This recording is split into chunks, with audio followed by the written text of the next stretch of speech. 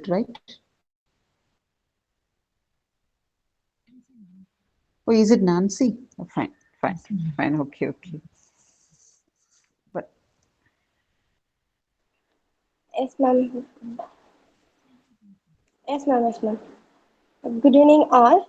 Good evening, and welcome to the fortnightly symposium of Tandem Research Club of the Department of English, Queen Mary's College. I am Sneha of First in MA English Literature, and your compere for this delightful evening. This academic year 2022-2023, we have a theme-based series titled The Prize-Winning Story, and though today's season we are going to explore the Crossword Award text and their context. While several Indian writers have won awards abroad, we have observed that there was no equivalent award in India. We therefore decided to take on the role of encouraging and promoting good Indian writing and institute the Book Awards in 1998. It is the only Indian award that not only recognizes and rewards good writing but also actively promotes the authors and their books. With this note, I welcome our chairpersons, Dr. Maria Preethi Srinivasan, Ma'am, Head and Associate Professor, Department of English, Queen Mary's College, Chennai, and Dr. G. Sadhana, Ma'am, Assistant Professor, Department of English, Queen Mary's College, Chennai. I welcome the paper presenters, Ms. Jayavarshini, First BA English Literature, Queen Mary's College, Chennai, and Mrs. Satyapriya SK, PhD Research Scholar, Department of English, Queen Mary's College, Chennai.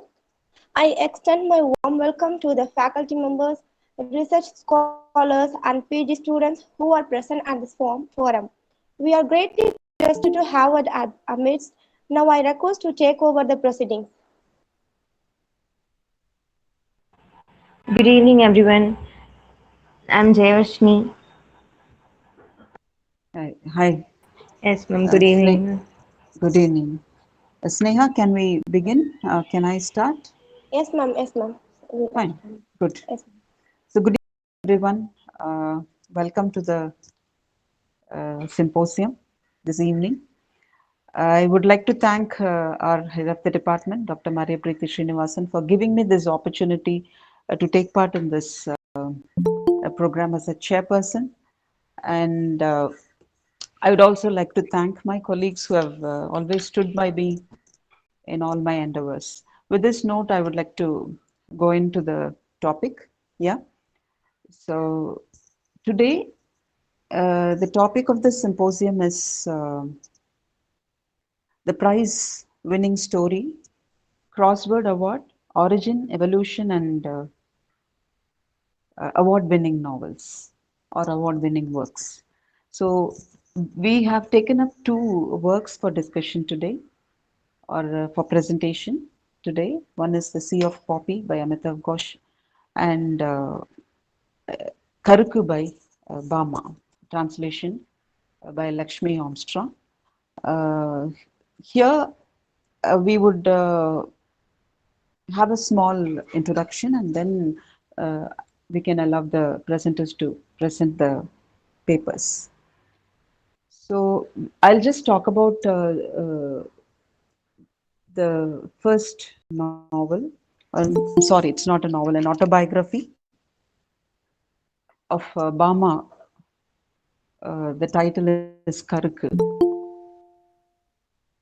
This has actually been nominated for this Crossword Book Award. Who are these crossword people? They are Indian retailers. Can you hear me properly? I'm not able to connect. Yes, ma'am. We hear, ma'am. So they are Indian book retailers who, with the intention of competing with the international, prizes like Booker, Pulitzer, and Commonwealth Writers Prize, they would want. I mean, they actually intended to award popular Indian novels written in India by Indian authors. So this award was instituted by them with this idea, with the intention not only with competing with the international writers, but also to recognize and reward good writings, which actively promotes the authors and their books. So here, the writing of Bama Karukku. When we think about this nomination, of this book. Usually, they nominate a book depending on the sales, but one should also think of the reason for the sale of these books. Is it the theme of the book that promotes the book, or is it the author, or what? When we think about this, be it either a contemporary or a historical theme, whatever be the theme, they invite us to see, or these books invite us to see the human life in the past as well as present. So with that, I think they would have nominated this autobiography, Karukku, which had its impact in, on the Dalit life, or we cannot say that it was just nominated because it was a Dalit writing. Uh, the impact is mainly because it was an autobiography written by a woman, that too a Dalit woman, and she is the first woman writer in Tamil to write about the Dalit problem, and it is the first autobiography of this kind to appear in Tamil. So, but even before that, we have some autobiography written in Bengali by a woman called Rasa Sundari Devi. Uh, Her autobiography is called My Life. This appeared much before, a century before Bama had written this autobiography, but still, this work had a contemporary effect, and so it became very, uh, popular, and it attracted more attention. To talk about this Dalit autobiography, we also have similar autobiographers from other languages also, like Om Prakash Valmiki had written on the life of the Dalits in Uttar Pradesh. And also there are many works, or whether it's an autobiography or novels, they had gained attention of the readers as well as the academicians, or the you know, the prize giving authorities. We have a lot of works which has been selected by the juries or the awardees for various reasons, because it has, I mean, the reasons could be, as I said, could be contemporary or historical impact on the present generation. Like, if you take another example of such is one Antarjanam, the novel Antarjanam, written by Devaki Nilayam God. It's a Malayalam novel which has been translated into English also. A memoirs of a Nambudri woman. Okay, it talks about the inside people, a particular community of people who live inside who very rarely come out of their, place, and they're not supposed to appear in, jittery dresses or glittery dresses, and it talks about the personal and social history of that particular people, a very unfair treatment of the woman. No, this novel raises, or this biography or the memoir raises a pertinent question of the life of the woman. So we can see why certain novels are taken for you know awards. It has an impact on the society and the human life. And with that note, uh, I would like to, without wasting much time, I would like to invite uh, Jayavarshini, who is, I think she's ready to present her views on this work, Bama's Karukku. Over to Jayavarshini.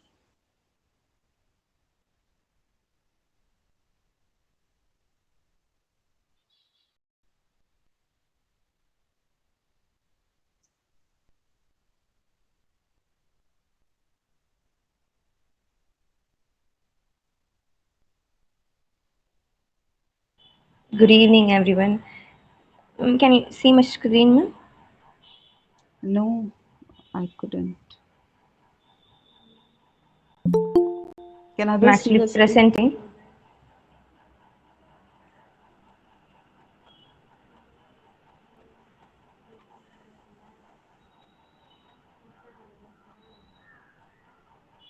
Now, ma'am? Yeah.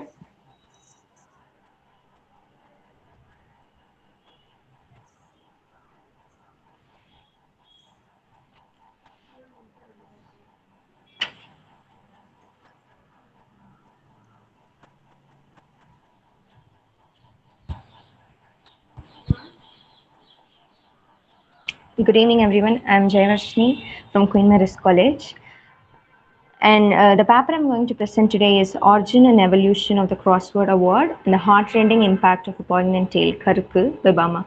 Before moving on to the impact that Karukku has caused, I would like to give an introduction about the Crossword Award.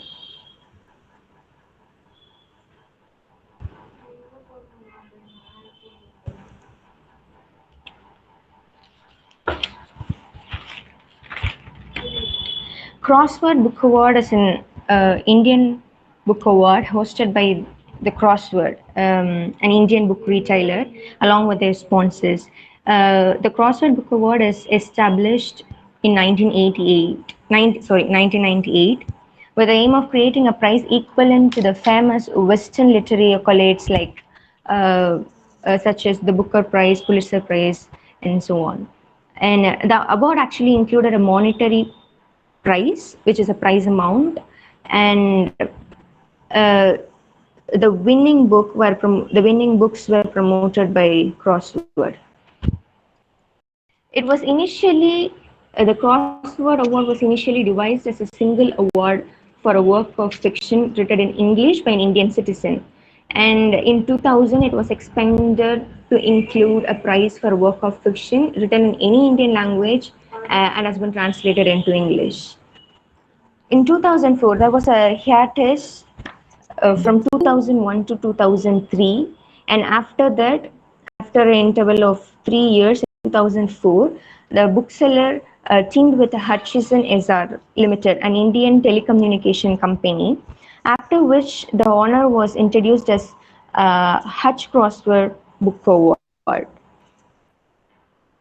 And from 2006, the award included an additional non-fiction prize and a popular award voted on by the public. From 2008, this award was known as Vodafone Crossword Award, following the purchase of the award by the Vodafone Group. And in 2010, Children's Book Award was introduced. Then in 2011, reflecting a shift in sponsorship to the British magazine The Economist, the awards were given under the name The Economist Crossword Book Award. And the notable winners were Vikram Seth, Salman Rushdie, and Kiran Desai. And the topic of the day, Bama, the first woman Dalit writer in Tamil. And the latest winner of this award, that is the winner of the 2022 Crossword Book Award, is Jayashri Kalathil for the thought-provoking book Diary of a Malayali Madman, and for the translation category, N. Prabhakaran. These are some of the winners of the Crossword Award. In 1998, Alan Seeley won the award under the category Fiction, and the title of the book is The Everest Hotel, a Calendar. And in 1999, Vikram Seth and Mukundan won the award. And in 2000, Jamyang Norbu and Bama has won the award. And as I told, 2001 to 2003, there was an interval in the distribution award. And 2004, I didn't include the entire winners, but some of them. In 2007, Usha, Shankar, Anand, William Dalrim, Namita. In 2008, Amitav Ghosh received the award for Sea of Poppies. And in 2008, then I've skipped it to 2013. These are some of the winners of the award. Next, I would like to move on to Karukku, written by Bama, the first women Dalit writer in Tamil. Before that, Dalit literature was introduced in Marathi.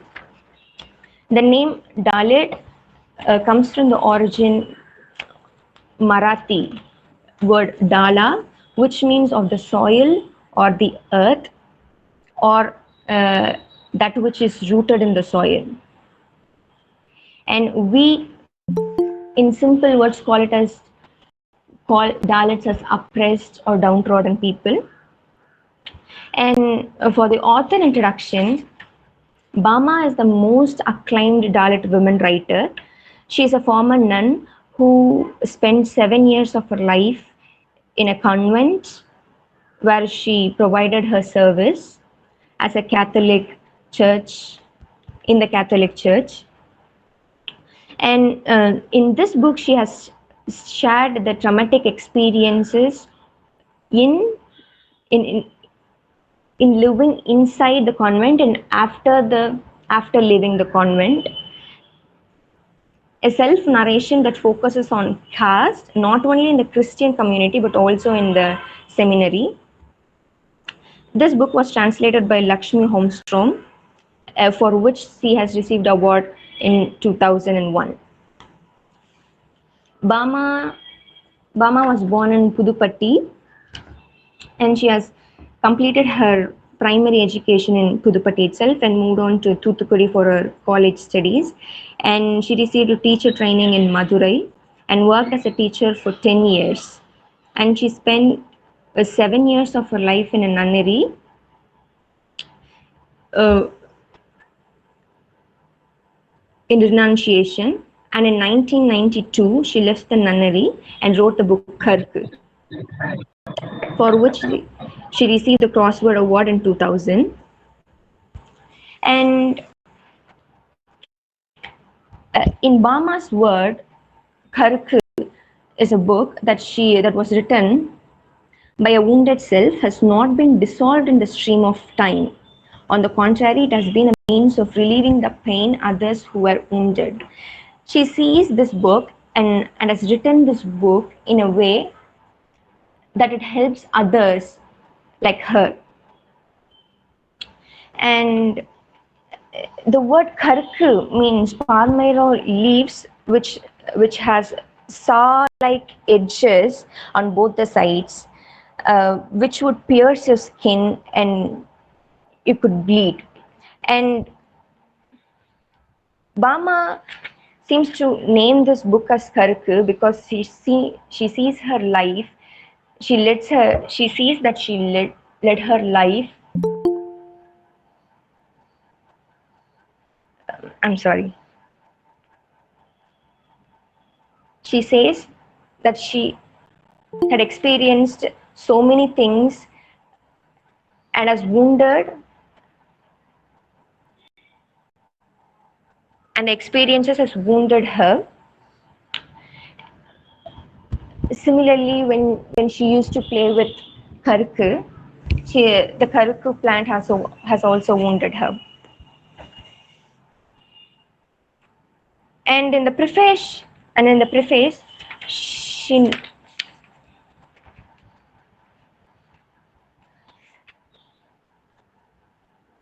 I'm sorry, ma'am. I'm just confused.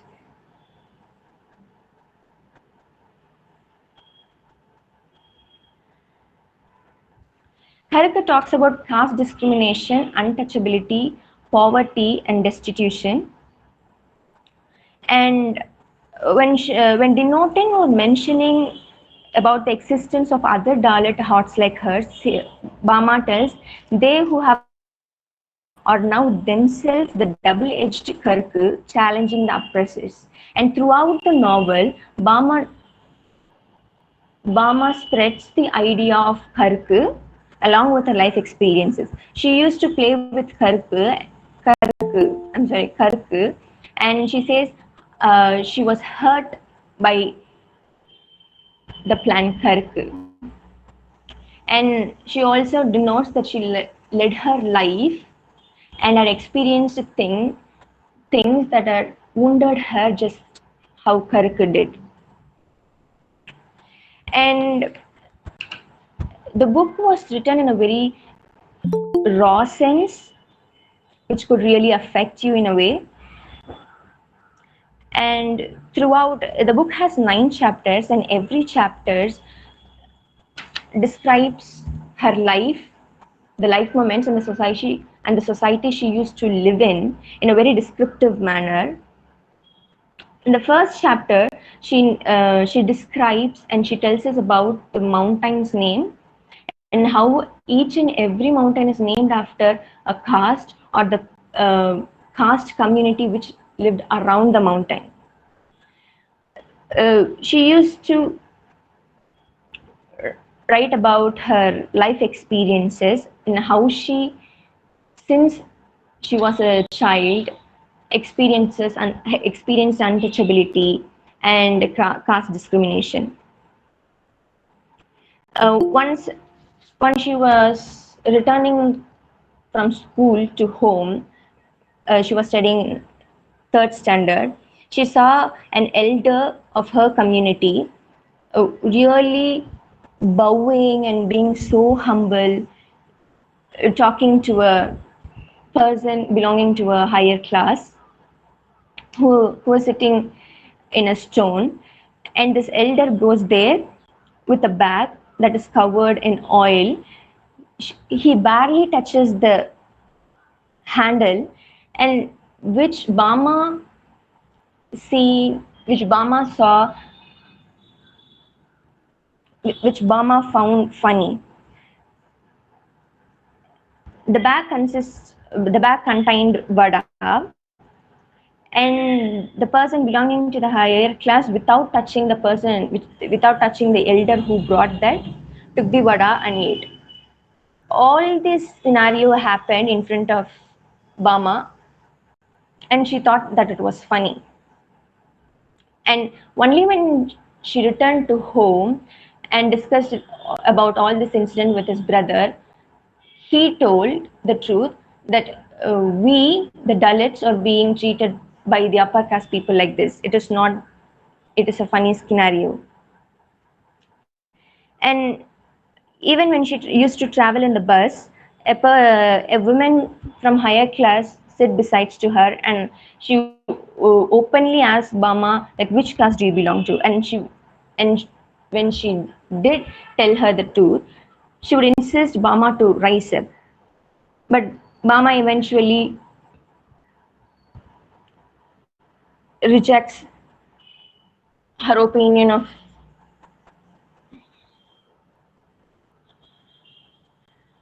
But when Bama refused, the lady would stand up all the way to her destination rather than sitting beside her. These things really influenced Bama to write this novel and to reach out to people like her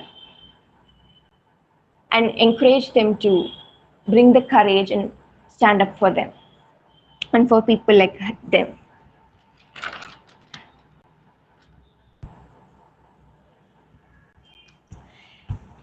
And Bama says it is better to lead a life weeping real tears rather than live with a fraudulent smile. This is the quote that she mentioned in the book after leaving the convent, where she stayed for 7 years. Only after that, she left the convent in 1992 and she wrote the book. After that, she wrote the book. This book was translated by Lakshmi Holmstrom. I described myself in Karukku as a bird whose wing had been clipped. I now feel like a falcon that treads the air high in the skies. This is the present thing that Bama feels. She describes herself as Karukku with the saw-edged and double-edged swords, the same way she led her life, she believes.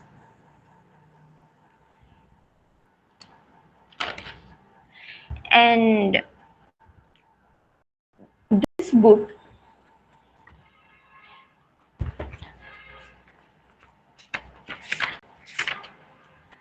Bama notes in the author's preface that Father Mark understood the nature and sources of this book and urged me to write it.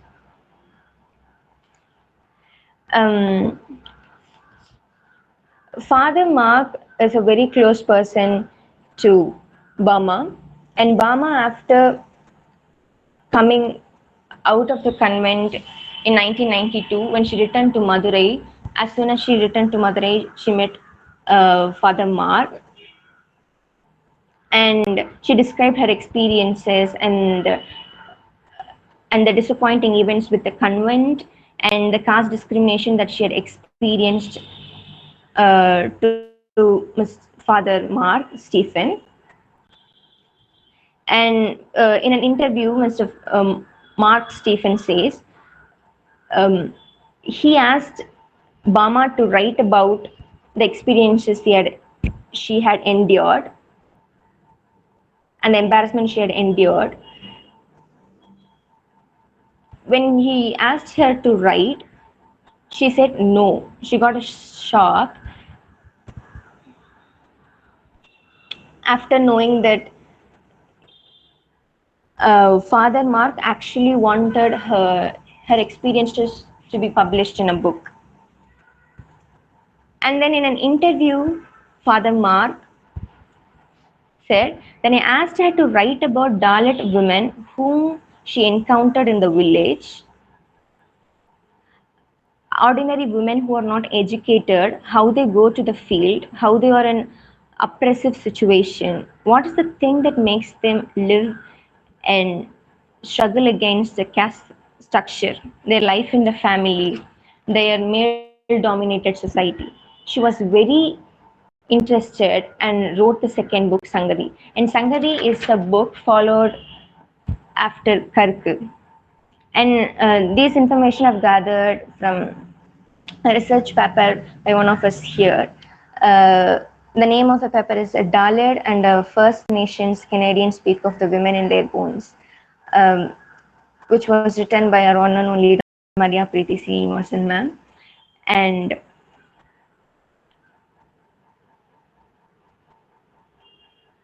in various life events, we have seen the oppressed and downtrodden people experiences and how other people treat them, or even how we treat them. And here I want to share a scene from a movie, Pariyerum Perumal. This is the last scene of the movie. And the glass, actually, to tell in short, the movie is about um, yeah, a boy from a lower caste fall in love with his classmate, the girl who's from an upper caste. And this is lasting after he had to endure a lot of embarrassment and a lot of hurt to even confess his love. And he was so disturbed by the girl's family members. And this is the last scene when both the sides come in mutual conversation. And the glass on the left side is of the girl's fathers, who belongs to an upper caste, and the glass on the right side uh, belongs to the boy from the lower caste. And I find this scene a very beautifully depicted scene of how the caste discrimination is portrayed in this movie. The the coffee drank by the boy is still lower than the coffee drank by the higher caste, the father. And with this, I would like to conclude my presentation. Thank you.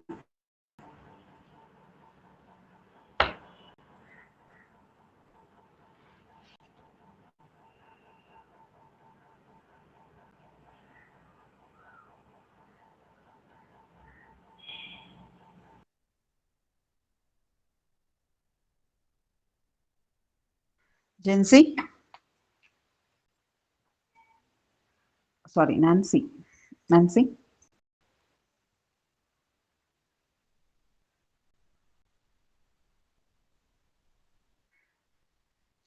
Yeah, Sneha, do you have anything to add to this, or can we just carry on with the Yes, ma'am. discussion with the novel and, I mean, sorry, discussion with the work?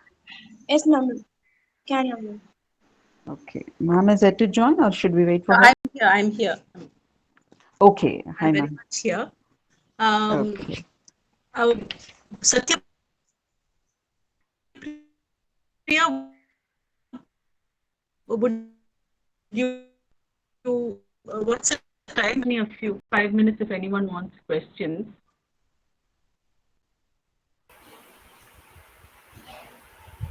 Ma'am, I didn't hear you properly. Your voice was not audible.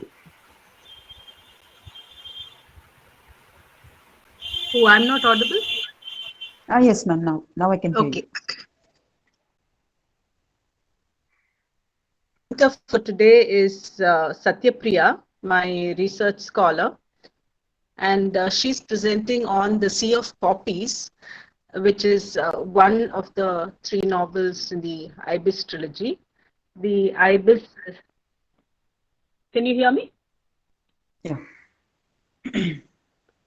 So the Ibis is this ship that is connected to opium trade, and given even my own area of research, Australian studies and Aboriginal people, opium trade played a very important part in colonial the colonial agenda, um, either in depraving a group of people. In Australia, it was the protectionist policy. So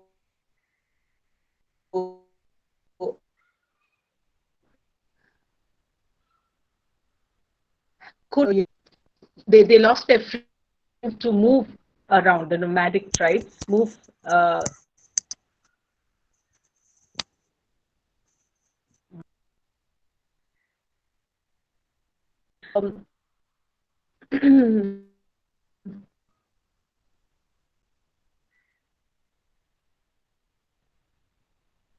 opium from being something that was of local use on this author and his work. I'm sure that Satyapriya has a lot to share, and we can get a lot of insights from her presentation, after which I would like to respond and also invite other others present here to respond. Over, Satyapriya.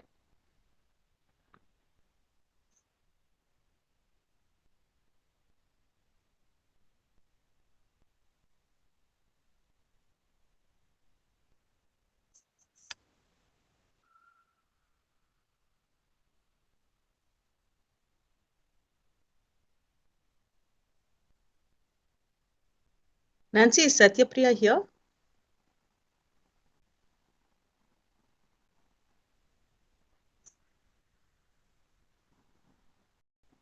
Satyapriya?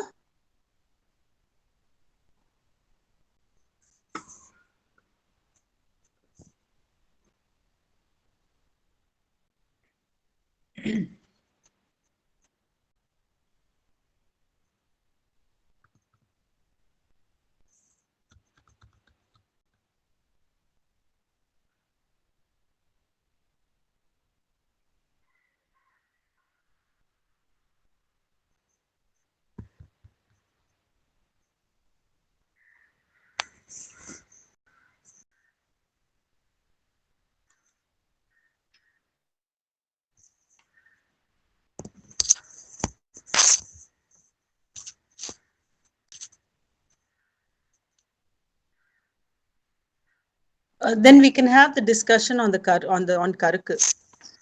Okay.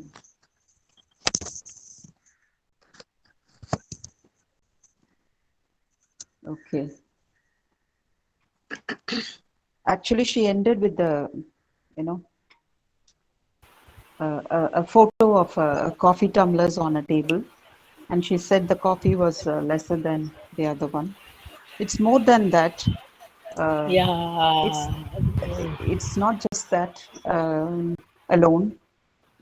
Even the food you eat, the language you speak, the way you call a name is different for a Dalit when compared to the other community. See, for example, The one tumbler had a milk coffee. The other tumbler Yes. had a without milk.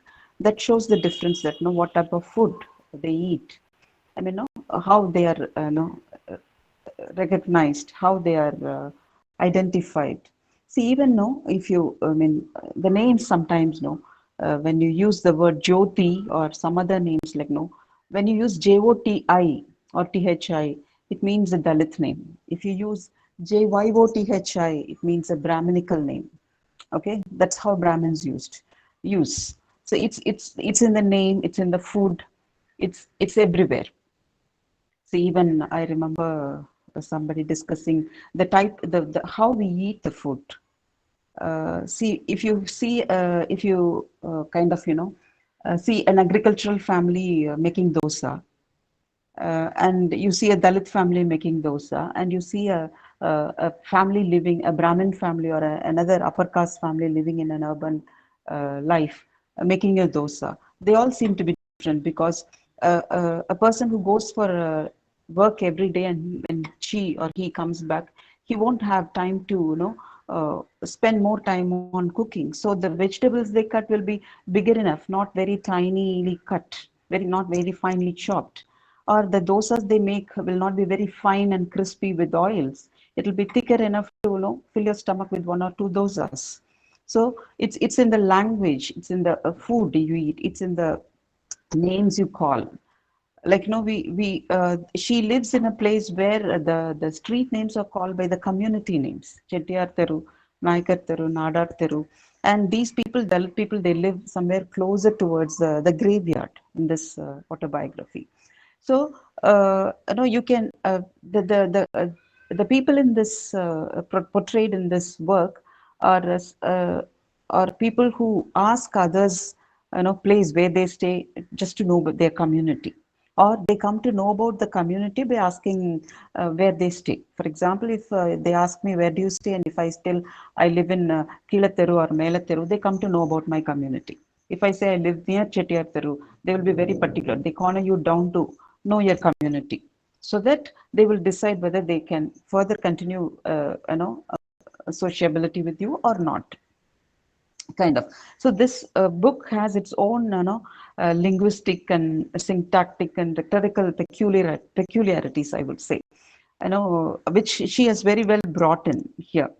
That's what I felt, because to start with her comment about the coffee table. But more than that, the problems that are discussed in this work are mainly caste and then religion. Though no, their grandfathers or grandparents had converted to another religion, uh, with the idea of, or with the intention of, you know, saving their self-respect. In this, Hindu religion was divided into various categories, and so they were ill-treated and they were not given proper respect. So they converted.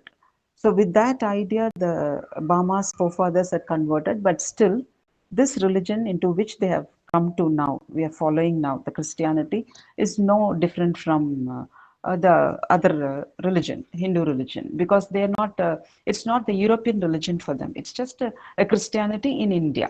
It's still the same like a Hindu community, because even in religion, Christianity, in that church, in that convent, she had felt various discrepancies, I mean, discriminations.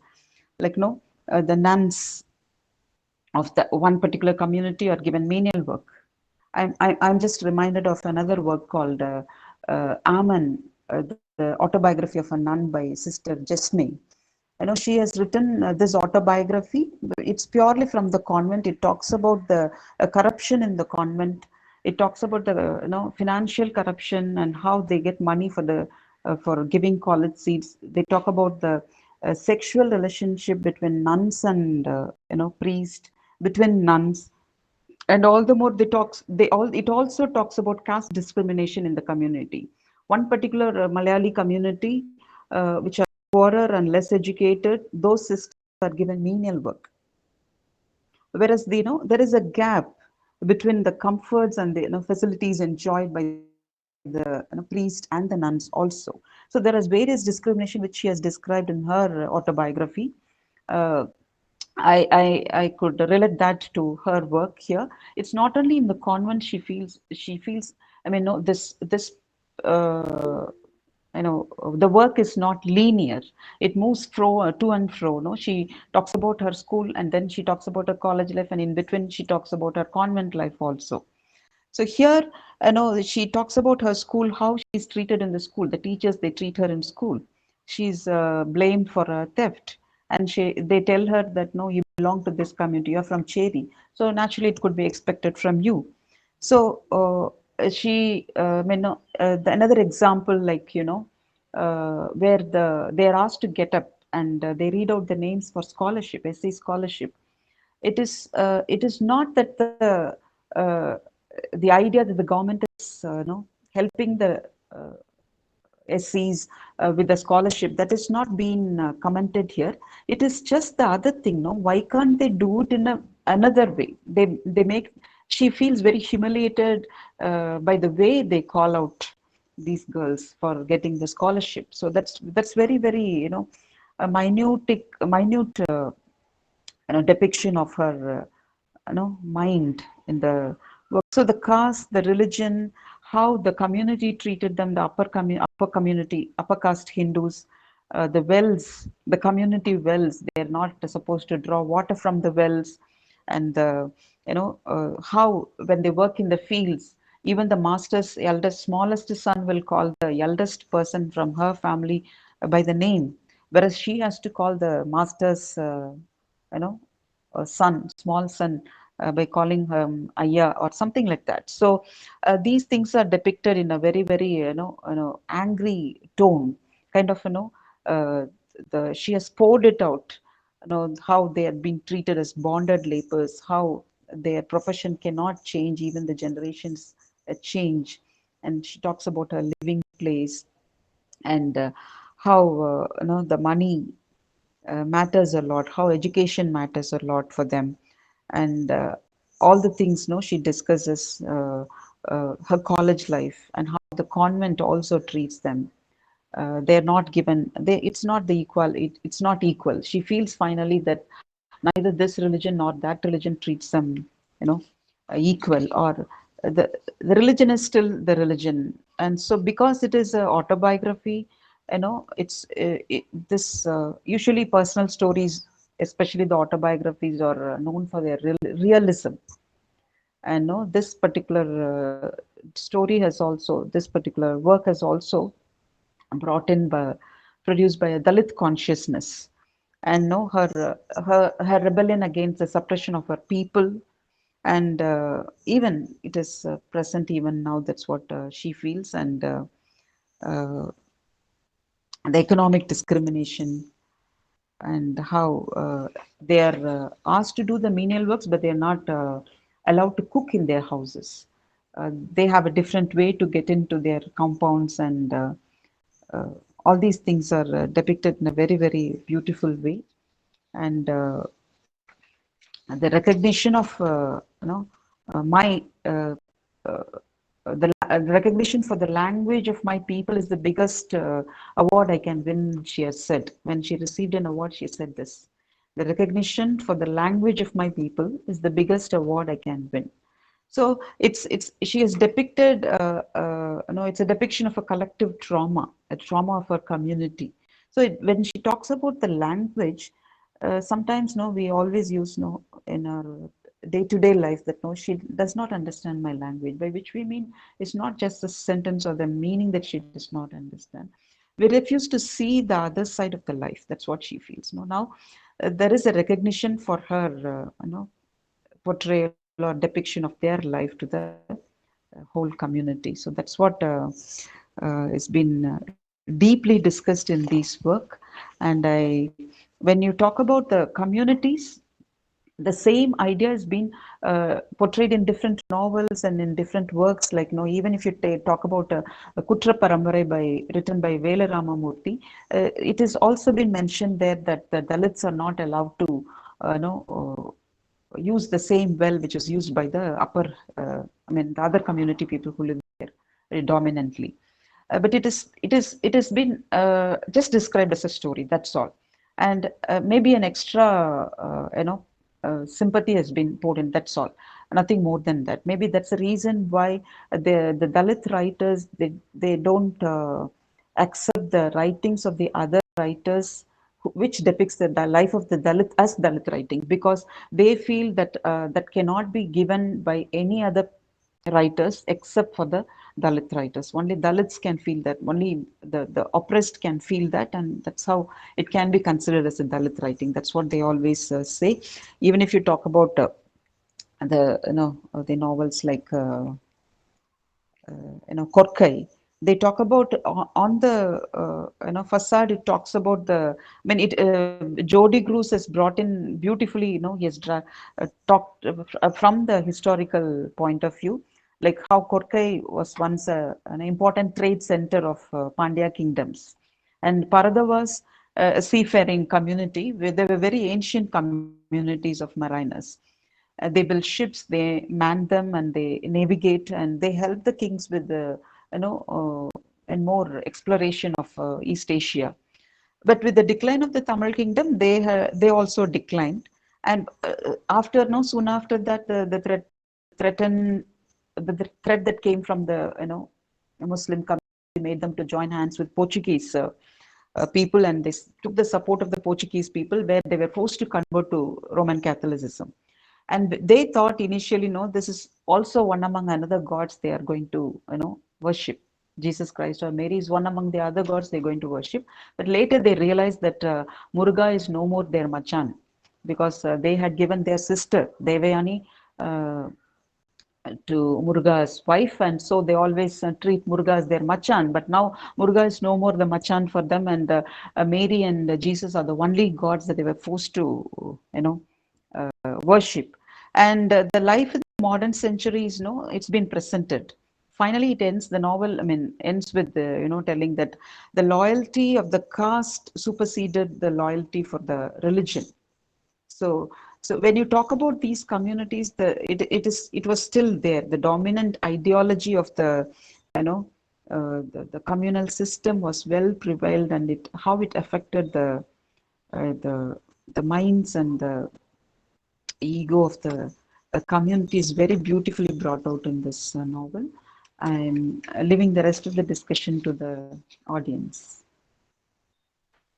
Jayavarshini, for a first year student, I think your paper was very good. I mean, a very insightful one, because you hardly Thank know what you. research is. You're just getting used to literature. So that way, and I also like the way in which you started, like a researcher, you started with the etymology of the word Dalit. Okay, and then you picked out exactly the ones. I mean, what the book really depicts, what the book got the award for. So for all that, yes, good. I mean, very good wishes that you will be continue to be a good researcher as you grow with literature. Yes, that is Thank you, ma'am. all right.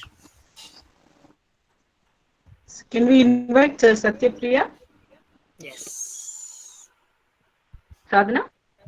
Yes, Can we ma'am. invite Yes. Satyapriya? Yeah, sure. Yes. And thank you, Sadhana. A few takeaways from what you shared now for me. Yes.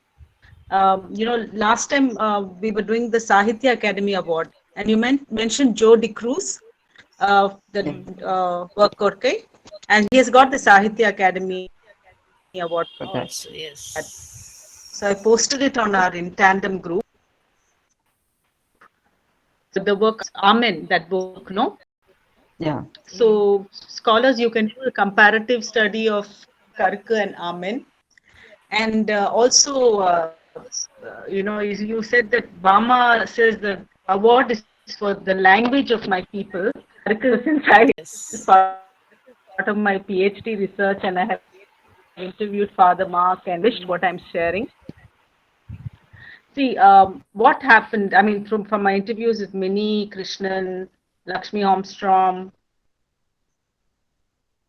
Father Mark, all these people. And when Father Mark, when she wrote the story, okay, when she came from Jammu, she told him her story, and by the time he had finished a workshop on life writing, Dalit life writing. The workshop and the story, and then he tells her, you write your story.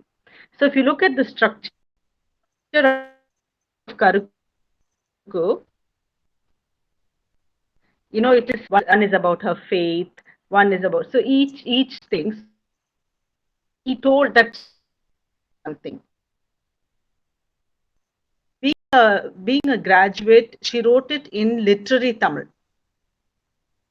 and she brought it to Father Mark, and he told in the language of our village. But incidentally, Father Mark was her teacher in school. So he told her to write it in the language of their village. So she rewrote it. And then this script was taken to a Tamil professor. And the Tamil professor used the word kuppai. He said, this is kuppai. This is trash. It should be thrown in the dustbin. So then Father Mark started a printing press. Father Mark was in an organization called Ideas. Ideas. Okay. And Ideas, IDEAS. Yes. It was something to do with development. So he started a printing press, a publishing house in Ideas, and they first printed 1,000 copies. So this was written in the dialect of that village, dialect of that Dalit community. And that first 1,000 sold like hotcakes. Then they went into second edition, third edition. So this is one part of the story. The other part of the story is Minnie Krishnan was doing the Macmillan Indian Novels in Translation series, MINT series. And in that, she said, I don't have a Dalit voice in this. So she was looking out for a piece of Dalit writing. And at that time, someone told her, there's a review by Ashoka Mitran of Karukku. So that person read it out to Minnie Krishnan. And Minnie Krishnan commissioned Lakshmi Holmstrom to translate. And it got translated into French, so many. So one of the things about an award-winning work is the visibility. Once it gets translated into English, that's sad that, it's the colonial language that again furthers the cause, but that's what happened. And so it's being translated into English. And with that, she went into different film festivals in Europe. So when I used to speak to Bama on a regular basis those days in 2006-7, even from Canberra or wherever I was traveling in Australia, and she was very keen to know about Aboriginal people, and we would have these long conversations, Bama and I. So now you nailed it, Sadhana, when you picked that sentence. The award is for the language of my people. So Jayavarshini, note that, okay? And the novel that we are going to discuss after this, Sea of Poppies, also brings the issue of caste, right? So I won't stand between you and Satyapriya. So there's one character in Sea of Poppies who's a half caste. So that is also something that we can look into in terms of research. The native populations where you have half caste people, okay, people of mixed breed. So caste is not necessarily a concept that is confined to India. Okay, I hand the session over to Satyapriya, and looking forward to what you have to share, Satyapriya.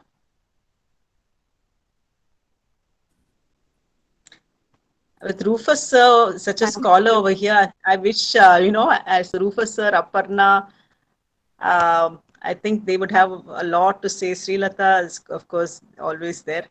So I'll keep my comments to the minimum. Yes, Satyapriya. Yes,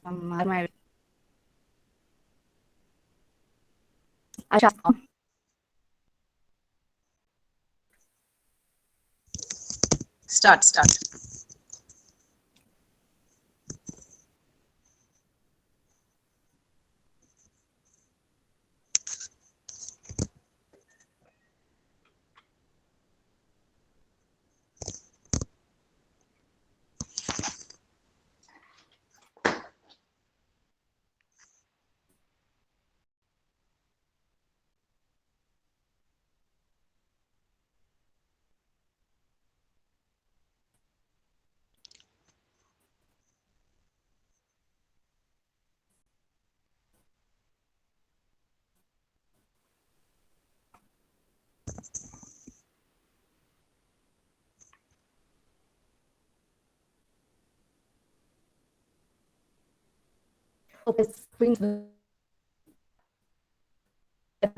Yes, Satya.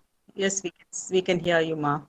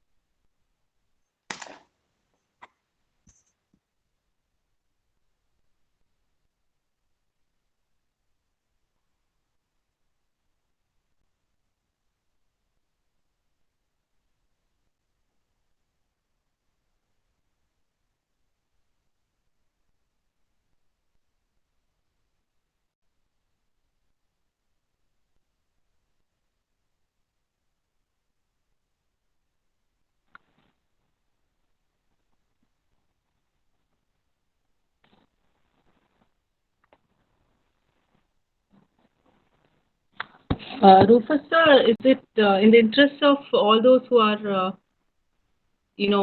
waiting?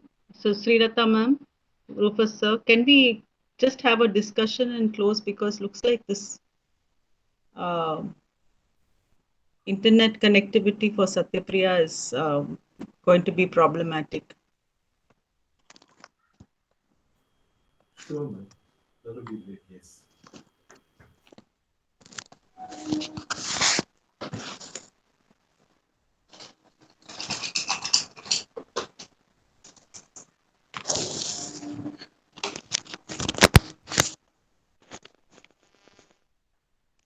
Aparna, Aparna, Yeah, Srilata. yeah, yeah, yeah. I think we can just share, yeah, because these youngsters are here and they shouldn't lose out on something that you people can share. Aparna, you'd like to say something, Aparna?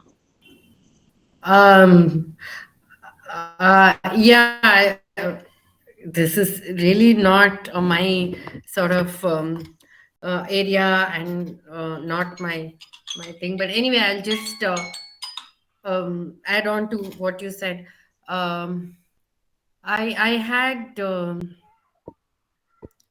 okay. Can you? Yeah, it's that history of how I remember you at your revival also you did mention that the publishing history of Bama's work. Yeah. I think that is in fact you had made it like a part of your thesis, if I remember right. Yes, yes. About how both the Shivgami's work and Bama's work, they actually needed interlocutors. I mean, like somebody who who were like the go between the community and the outside world. Maybe. Aparna, Yeah. I wanted inputs on the Ibis trilogy uh, because Satyapriya is Well, not connecting at all. So for the students who are here, okay. Can you give me a few minutes to gather my thoughts? Yeah. yes, yes, yes, and Shall then I, Srilata also then can I pitch just in tell before. Yes, you Srilata, please, please. what Yeah, I have please, read this Srilata, book a thank you. long time back. I have not updated. So what I felt then was that it is. I mean, I liked what he always begins with a history of that Yeah. very old land from where this uh, a group of people start out, right? Mm. And the history of it is the history of the opium trade, the silk route, right? I think it is Mm. a silk Mm. route. I'm not very, Yes, yes. yeah, I think it is a silk route. India You to China. yeah, how, yeah, how they used to take it is, it's a history of colonialism. It is a history of the way in which the British were plundering us, making the Indians, instead of sowing, I mean, they're allowing them to sow their food crops, making them an, I mean, economy trade for their fields, and economy trade for the British. Said they could sell this the opium in China, and then what happens there is another issue. And then of course, from there take on silk and other things, tea and silk, and then continue on to into this. So I think I was more interested in the way they talked about that opium and how it is. I mean, I'm always a plant lover. I think that bit of it a little is how much the beautiful red poppies, right? Flowers, how it is harvested, and how it is made into that gum, and into this, and how much they torture the people who are there. I think the Diti and her husband. Diti is the name of that girl, I think, no? Who loses her husband, or so I don't. I'm not very sure of. I have forgotten the DT, DT, text. Diti, DEETI, DT. DETI. Yeah, she, and in the next trilogy, I think she reaches the promised land, and there she starts her her community. She starts living there, and it is a life of freedom for them. It's escaping the slavery of this place, maybe creating new history in the new, in the, I think that is the river of smoke. Even that I have read very see, but it was only a cursory reading. It wasn't a very deep one, so I didn't do it for a research paper or so. But it is, this is very interesting how he traces the history of what you call colonialism leading to globalization, and what you call all the rest of the other thing, creating, I mean, we have put people all over the world in West Indies and the rest. Today, they are all, I mean, heads of state from the Caribbean and others, Nepal, right? All of them settling in different places. And today they are coming back and speaking to the, I mean, speaking back to the empire in the form of, right, Rishi, and I mean, the Prime Minister of Britain. We have quite a number of them, even the what is that president, right, elect earlier, I mean, Harris, Kamala Harris, all of them come from descendants of that kind of people who left this land and went, because their ancestors went in search of freedom. I think there was a whole lot of people like that, even in Australia, where they went to the sugarcane plantations. Mahashweta Devi also talks about a whole lot of people who left this land and went off to other places because they wanted to do agriculture, which they were not, I mean, they were not allowed to do here. So that was one bit of thing. Of course, then we have among the British itself, I think we have a half, as Maria Preethi mentioned, there was one half breed, right? That the man who has a thing, and he has Reed, uh, Reed. His name is yeah, Reed. He's on. He Reed, REID. Reed, yeah, right, and he's in love with some British, No, yes, British persons. I mean, that planter's daughter, Paulette. planter or what? Paul, yeah. There also you have a mixture of religion, and I think he was a preacher and or something like that, and he turns capitalist. He helps in the trade. he or I don't know who the person is who takes all of these. Huh? Mm. Takes all of these people. So I was just thinking, I mean, both the books today have some a connection too, right? But I think while this That is a both Dalit, the yeah, books, no, that connection, that religious yeah, self-righteousness that yes, is there yes, in the book. yes, that is there in both the books. But in the Sea of Poppies, you have the history, right? History giving you a history of India from Yeah. it's that the old jam, what is it? Jam, what is that word? I don't know the old name for India, which is very Dweepa, some Dweepa, right? Very old.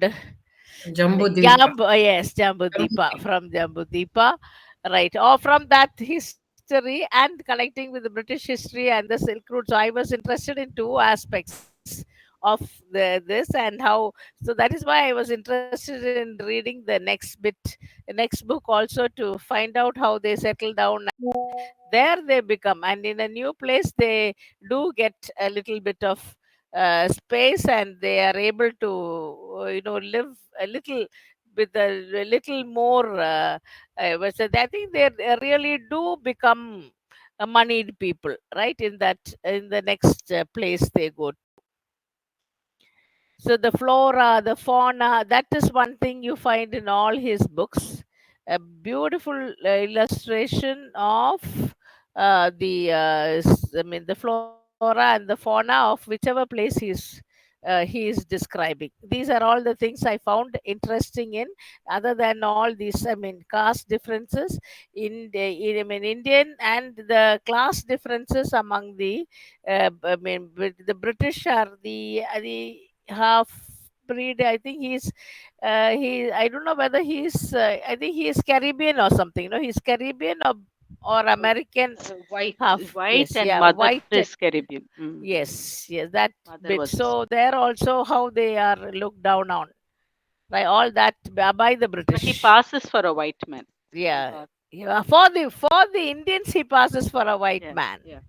Yeah, I don't think he calls himself that. Mm. Right. So all these are the things that I found interesting It's in that great, particular great book. that you have all Yes. these recollections. Aparna, Yes. you're ready to say something?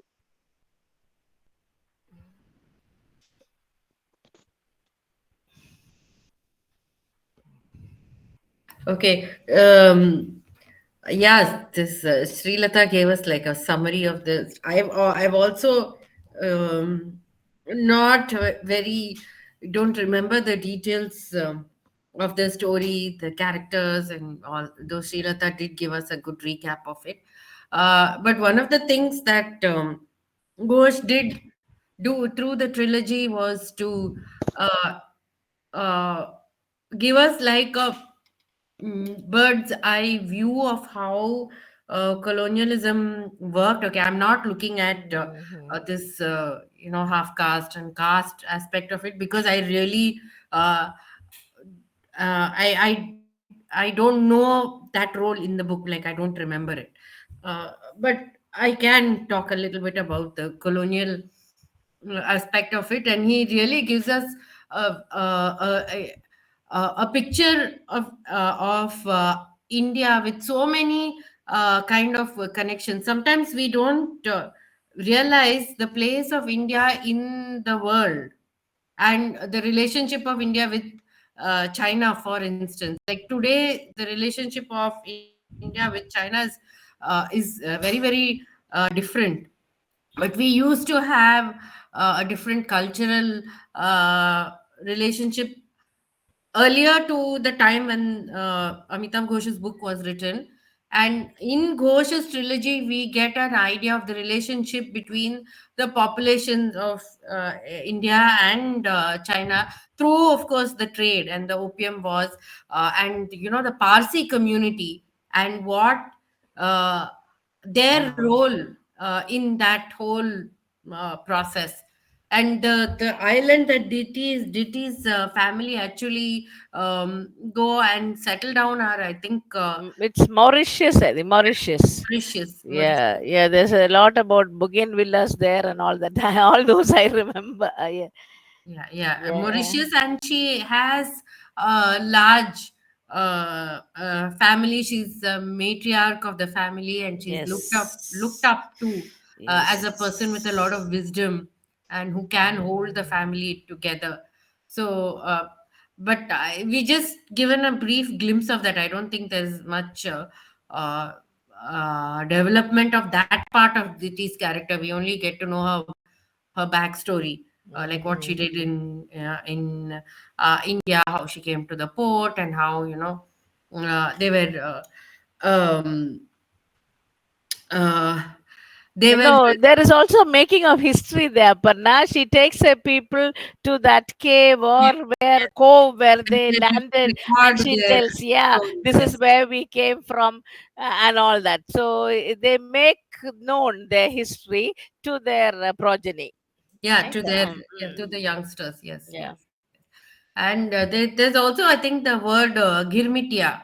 I think, I don't know whether Ghosh uses it, but this word girmitia is associated with the people who were taken from India as indentured labor to the Caribbean islands, to Guyana and Mauritius and Maldives, maybe also, I'm not sure, I Fiji. think I he don't know. uses the word. I read the book some 2 3 years ago. I think he uses it. Yeah, Girmitia. So this Girmitia is actually a corruption of uh, uh, an English word, which is your. See, this is what happens when you don't prepare. Uh, Something to do with agreement. Correct. Girmitia is a corruption of the word agreement, actually, because it is an agreement between the British government and these laborers. The laborers have no clue what they are signing. They're just given a piece of paper where it's written that they agree, they willingly agree to leave their homeland to go and work somewhere else. And these people, they are all illiterate. They have no clue what is written, and put their thumbprint is put on that, and they are just taken away somewhere else. They don't understand the implications of what they're doing.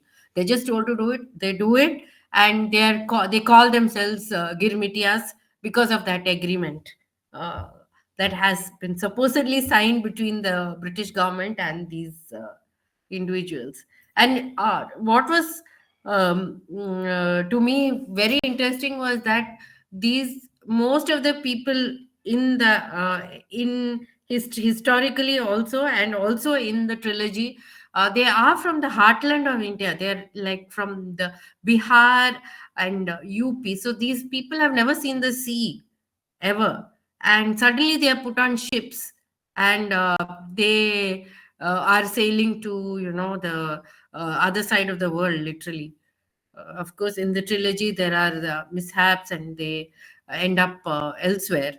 That storyline is a little different, but but Ghosh really paints a very interesting and intricate view about how the trade took place between India and China, and through that also the not so much the rest of the world, but definitely between India and China, and the role of the Indian businessmen in that, and the relationship between the Indian businessmen and the Chinese uh, businessmen, and the go between. They couldn't actually deal with the Chinese directly, so they needed these go betweens, and these go betweens became very important. And that Ghosh's trilogy does throw some light on their role, and how they actually Reed also turns plays a little bit a role on that side, where he does become a little bit of a indispensable for both sides, because he knows too much about both the Chinese and the Indians. and the way they conduct their trade. I don't know, am I right? This is all vaguely I remember. And I don't. I mean, I think we're just patching up a bit. All of I'm kind of pitching in. So I just had this thought, Aparna, about the vessel. The vessel was once a thing taking slaves, right? And it was put into this opium trade thing. Yeah, yeah. So because slavery was officially abolished in England, so they could not traffic slaves anymore. So the term post-colonial, in a way, how it very applies so much to this, that how it is so much entrenched in practice, in uh, that even though a law comes into effect and abolishes slavery, the colonial agenda carries on in some other form. Absolutely, it carries on in some other form. The members, MLAs, and members of parliament in Britain, many of them were owners of businesses that drove the slaves. I mean, that actually made slaves and carried them and all that, and also plantation owners. Yeah, many of Satyapriya is ready to present, I think. No, she says sorry. Satyapriya, are you ready? So Parliament, William Wilberforce. You remember that? Yes, and Wilberforce. William Yeah, Force. And Wilberforce. Mm. yeah. So that's why indentured labor came, no, because the plantation owners, they were losing their profits Mm. Mm, and they wanted cheap labor, and mm, that's why indentured labor came mm, into play. And mm, in fact, till even the 1930s, one mm. ship went with laborers from India. No, even before that, the making opium, that itself is I mean, making it into that product which they take overseas. How many poor Indians are tortured, and they cannot come away from the factory. They are inside, I think. I remember all those details. They were kept inside the factory, a gluey, some kind of a stuff which it is made into, right? All that, how much and I think Diti's husband is either sick or He's addicted to succumbs to. opium. Yeah, he's Yeah, he's addicted. They all addicted. are addicted to opium. They're all given just a little. They get addicted, and so I mean, such people only continue to work. The health hazards that Mm. come. So what do you call industrial revolution and its effects, no? So that bit what the British brought over here. I mean, but if it's used as an industry, they've been torturing all these people, not only taking their land and not allowing them to do agriculture in their own land, yet they are asking them to do these cash crops. Okay. Yes, Maybe we can tell Satyapriya if she's really got the connection, able to present to wrap up in 5 minutes, yes, and we can, yeah. because people need to head for dinner also. So, Satyapriya, if you can say something briefly about your paper quickly in 5 to 7 minutes, if you've got connectivity, otherwise, we'll close. And I apologize for a session that's gone a bit awry. That's Uh, okay, ma'am, because I feel this so, spontaneous yes. interaction, this impromptu interaction, the spontaneous interaction also has its own aura. Like Mm. Oh, Aparna's, thank you, yeah, Rufus. it was Yeah. highly interactive and engaging. And I think we should have more of these sessions also once in a while. It makes No, it all but more then lively. the students only will be listening to us. We are all Yes. piecing up No, don't this detail. underestimate that, Srilata. Yeah. We were also Mhm. like them at one point of time, quietly Okay, listening, I know. and yeah, and we learned so much, no? Yeah, So, yes. lot going into the little heads and the little ears, the Yeah. little Yeah. ears and the little I'm Okay. so heads. appreciative of Jayavarshini, I think. No, ma'am? Jayavarshini? Yeah. Jayavarshini's. Yeah, she did a very good paper. And Yeah. Dr. She's Sadhana's just inputs yes, were First year student. She's a first first year first year student. year That's student. student. First amazing. BA. Wow, that's amazing. Oh, Mm. that was Amazing. Because Thank you, sir. fantastic. awesome. You're awesome. Yes. And So actually, I feel so responsible for Jayavarshini that I have to groom her, you know, her teachers and I, that she's got so much potential that I mean, it's a big responsibility on me, Rufus sir. True. And No, no, no. She will. I think she's already interested in reading, so she will Exactly. continue yeah, to I be. need to look Yes, Yes. after yes. her. I need to look after her. Thank you, Yeah. ma'am. Thank you so much, ma'am. Mm, So, kids, I hope you got all these ideas about post-colonialism and then mm, casteism, mm, uh, casteism and colonialism, the connection, post-colonialism, and from post-colonialism, it doesn't stop there; it goes to neo-colonialism, mm. Yeah. neo-imperialism. So it that then the Yes. plantation economy. It's in Munnar. It's in it was there in the Caribbean, Mm. everywhere. So plantation Malaysia. economy part, yeah, Malaysia. No, in this also, I think some people get off at different places. No, Singapore or Malaysia. Then finally, one group only lands in Mauritius. Hmm. In this novel also. So I think people are leaving, and so let's say we had a fairly thanks to Rufus sir for that assurance that it was Yeah, a very It I was good very know. kind well of done. session. Yes. And Thank you, Rufus, for that. Sadhana, Yeah, Thank very you, ma'am. Sadhana Thank you, Armstrong. Srinivasan. Yeah, Sadhana also. Thank you very much for gave coming in in, a lot of Sadhana. inputs on Dalit Yeah, and related Yes, books. exactly. yeah. Thank you, ma'am. Thank you, Sadhana. Actually, the Joe DeCruz book is also Sahitya Academy Award-winning book. Yes, ma'am. There's one more novel also. Ali is also related to the same community. Mm. Ali by De Cruz. Mm. It talks about Okay, the same fisherman community, but in a different perspective. No, okay. How I some, think Imayam's works do, but I mean, we can't say that it is purely, there is a contention that it's not purely Dalit. But he uses the Uh, language, I mean, it is in a way Dalit only, I think.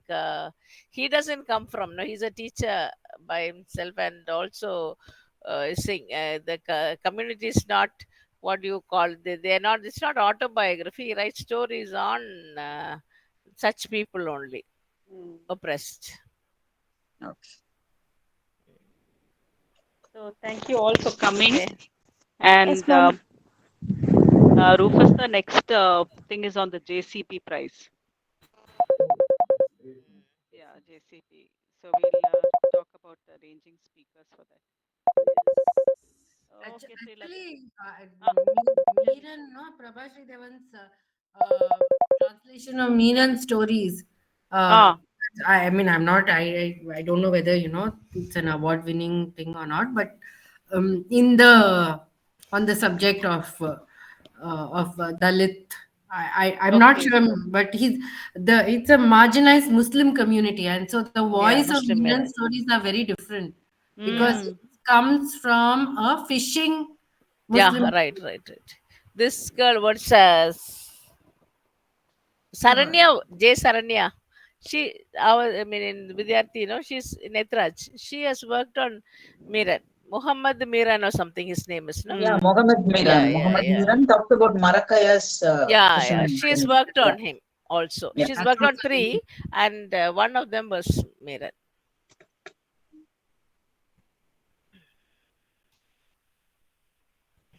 So Srilata and Rufus, sir, we're thinking of having an international conference, international postgraduate conference on the prize-winning story in Australia, America, and India. Mm. So we can get Australian consulate, American consulate, and then India. Maybe end of June or first week of July. Fine. I That's all haven't right. yet done the paperwork for it or even the negotiations. So just sharing. Yeah, I'll be there. Don't worry. July, Yes. I'll be there. Yeah, Aparna, June or July, I'll be keep there. yourself free. We need all of you as chairpersons here, Okay, we'll see. Mm. and it'll be in hybrid mode, Mm. so people overseas can come online. Technology, Rufus sir and family. Come for That's the MCC job. family. Huh? It's Oh MCC no, he family. looked after our webinar. He looked after My Okay. all the yeah, tech. my co-brother, yeah, he helped us a lot. Uh, uh, Okay. Okay then. Nice seeing all of you. Yes. Mm, bye. Thank you, ma'am. Thank Thank you, you. ma'am. Bye. Thank you Thank all. you all. Thank you. Right. Thank you, ma'am. Bye. Bye, bye, bye. Bye, Sadhana.